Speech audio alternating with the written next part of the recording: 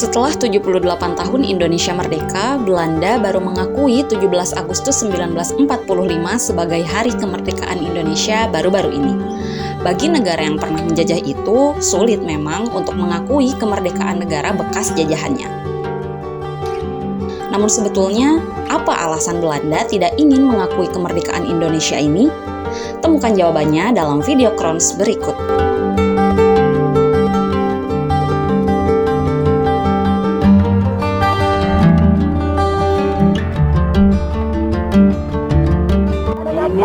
Ini balas saatnya untuk mendapat kemerdekaan mulia yang sudah lama diidam-idamkan oleh 70 juta penduduk di Indonesia. 17 Agustus 1945 menjadi hari kemerdekaan Indonesia yang dideklarasikan oleh Soekarno dan Hatta serta diakui oleh negara Indonesia hingga mancanegara. Ini menandai terbebasnya bangsa Indonesia dari cengkraman pemerintah Belanda dan Jepang. Namun berbeda halnya dengan Belanda. Mereka baru mengakui kemerdekaan Indonesia 17 Agustus 1945 di tahun 2023 ini, tepatnya dalam pidato yang disampaikan oleh Perdana Menteri Belanda Mark Rutte di Parlemen Belanda pada 14 Juni 2023.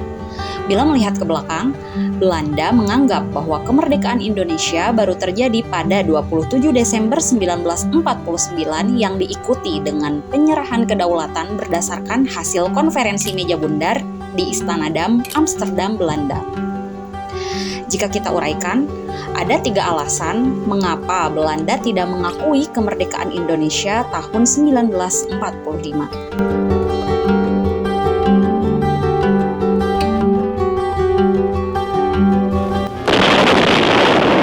Kekalahan Jepang atas Sekutu menjadi salah satu alasan mengapa Belanda tidak mau mengakui kemerdekaan Indonesia 17 Agustus 1945. Pihak Belanda merasa berhak untuk kembali menguasai Nusantara, sebab Jepang yang tadinya menjajah Indonesia sudah dikalahkan oleh Sekutu. Saat menyerah pada Sekutu, 14 Agustus 1945, Jepang dituntut untuk menjaga status quo atas Indonesia. Dengan adanya status ini, Jepang dituntut untuk menjaga agar tidak ada perubahan dalam kondisi politik serta pemerintahan Indonesia, atau dengan kata lain, mencegah adanya kemerdekaan Indonesia.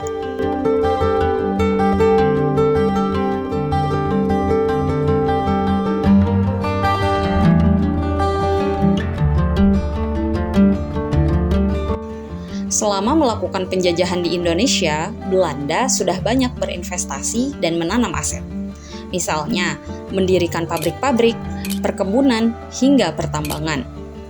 Karena itulah, kemerdekaan Indonesia merupakan suatu ancaman yang sangat dikhawatirkan Belanda, karena mereka akan kehilangan aset-asetnya di Indonesia. Sebagai negara yang merdeka, Indonesia tentu berhak atas segala kekayaan alam dan aset di Nusantara. Karena tidak ingin mengalami kerugian, Belanda mengubah diplomasi menjadi agresi, yang mana Belanda melancarkan serangan militer untuk kembali menguasai Indonesia.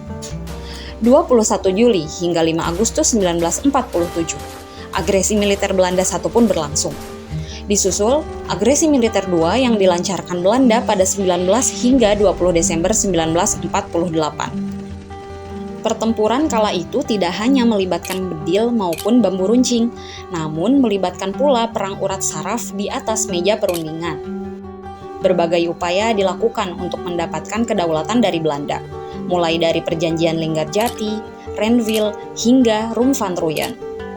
Perundingan pun berujung pada penyerahan kedaulatan dari negara Belanda ke Republik Indonesia tepat pada 27 Desember 1949. Belanda akhirnya menutup lembaran terakhir dari penjajahannya di tanah air pada tanggal tersebut.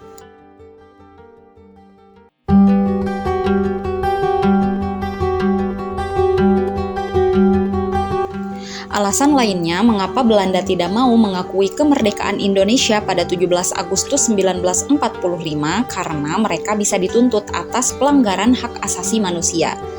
Bila mereka mengakui Indonesia merdeka pada 1945, agresi militer yang dilancarkan Belanda akan dianggap sebagai serangan ilegal, bukan sebagai peperangan. Belanda bisa saja dianggap melanggar HAM karena menyerang Indonesia sebagai negara yang berdaulat dan sudah merdeka. Bahkan, Belanda menggunakan istilah polisionil, bukan sebagai agresi, karena Belanda merasa masih memiliki kekuasaan. Jadi, tidak ada yang namanya Republik Indonesia menurut Belanda. Belanda menganggap kemerdekaan Indonesia baru terjadi pada 27 Desember 1949 ketika akhirnya mereka menyerahkan kedaulatan Indonesia pada perundingan Konferensi Meja Bundar.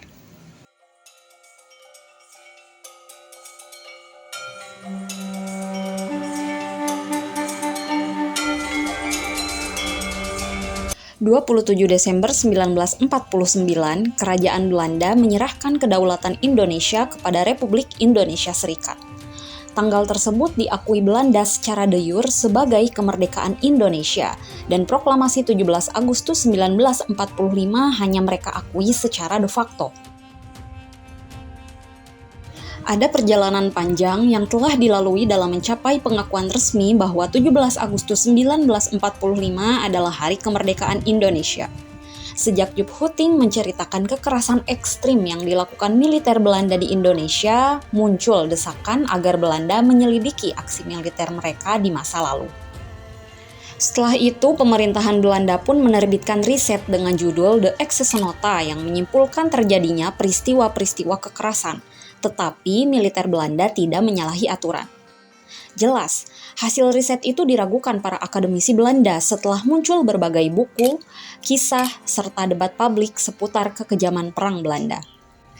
Hingga pada 16 Agustus 2005, Menteri Luar Negeri Belanda Bernard Rudolf Bot menerima 17 Agustus 1945 sebagai Hari Kemerdekaan Indonesia, namun itu hanya secara de facto, yang artinya Belanda mengakui fakta Republik Indonesia eksis sebagai sebuah entitas, namun tidak berlandaskan hukum.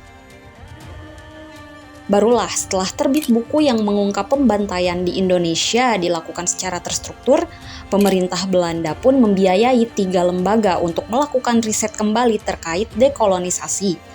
Diikuti oleh 17 akademisi Indonesia dari Universitas Gadjah Mada, riset yang menghasilkan 14 buku ini menyimpulkan bahwa selama periode revolusi kemerdekaan terjadi kekerasan masif yang dilakukan oleh militer Belanda terhadap rakyat sipil Indonesia.